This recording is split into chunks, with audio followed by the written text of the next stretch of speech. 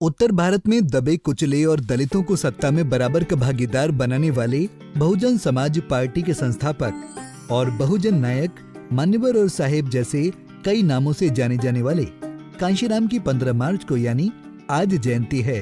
पंजाब के रैदासी सिख परिवार में 15 मार्च 1934 को जन्मे कांशीराम को सत्ता में दलितों की आवाज उठाने के लिए जाना जाता है। उन्हें दलितों का मसीहा भी कहा जाता है। भारत की राजनीति में कांशीराम एक ऐसा नाम है। बाबा साहेब अम्बेडकर से गहरे प्रभावित कांशीराम कोई बड़े विचारक नहीं थे, लेकिन उनकी सांगठनिक और नेतृत्व क्षमता बेजोड़ थी।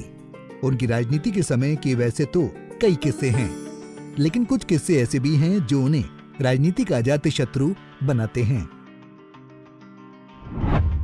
सरकारी नौकरी छोड़कर दलितों के लिए शुरू किया आंदोलन।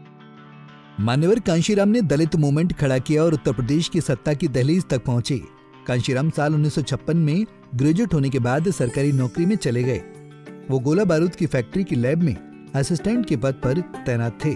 यह उनके साथ जातीय स्तर पर भेदभाव हुआ तो वो इसे बर्दाश्त नहीं कर सके। 6 साल की सेवा के बाद उन्होंने नौकरी छोड़ दी। कांशीराम तो देश भर के दलितों को एकजुट करना चाहते थे। दलित जातियों का आर्थिक, सामाजिक और शारीरिक शोषण होता देख कांशीराम बेहद व्यथित हुए। वो दलितों के लिए कुछ करना चाहते थे। कांशीराम दलितों के उत्थान के लिए जाने जाते थे और उन्होंने अपने हक की लड़ाई लड़ी। इसी वजह से उन्होंने दलित राजनीति में अपनी अलग जगह बनाई और वो राजनीति में बहुजन नायक के नाम से जाने गए। दलितों के उत्थान के लिए कांशीराम ने छोड़ दिया था घर।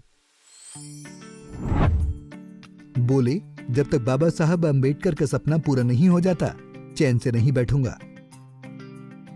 दलितों के उत्थान के लिए कांशीराम ने अपना घर भी छोड़ दिया था और उन्होंने घर छोड़ने से पहले अपने परिवार को 24 पन्नों की एक चिट्ठी लिखी, जिसमें उन्होंने लिखा, अब कभी घर नहीं आऊंगा, कभी अपना घर नहीं खरीदूंगा।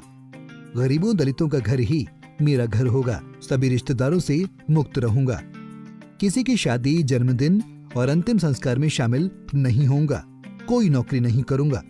जब तक बाबा साहब अम्बेडकर का सपना पूरा नहीं हो जाता, चैन से नहीं बैठूंगा। वो दलितों के लिए कुछ करना चाहते थे, इसलिए वो रिपब्लिकन पार्टी ऑफ इंडिया से जुड़ गए। यहाँ उन्होंने देखा कि दलितों की लड़ाई लड़ने का दावा करने वाले नेता लालची और भ्रष्ट हैं। वो एक दूसरे को ही नीचा दिखाने की कोशिश में लगे हैं। कांशीराम तो देश भर के दलितों को एकजुट करना चाहते थे। इसके लिए उन्होंने 1973 में बामसेफ यानी कि backward minority communities employees federation का गठन किया।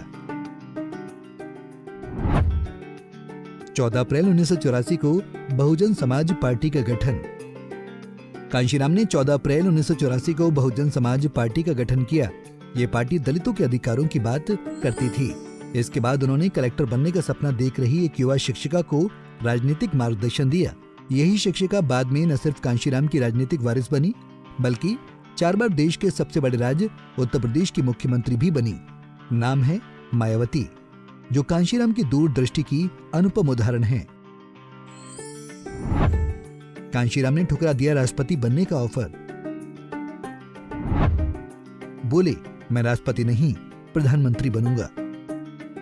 वहीं भूतपूर्व प्रधानमंत्री अटल बिहारी वाजपेयी चाहते थे कि कांशीराम राष्ट्रपति हों और उन्होंने इसका ऑफर भी उन्हें दिया, लेकिन उन्होंने इसे ठुकरा दिया क्योंकि कांशीराम जानते थे कि असली सत्ता प्रधानमंत्री की कुर्सी में है।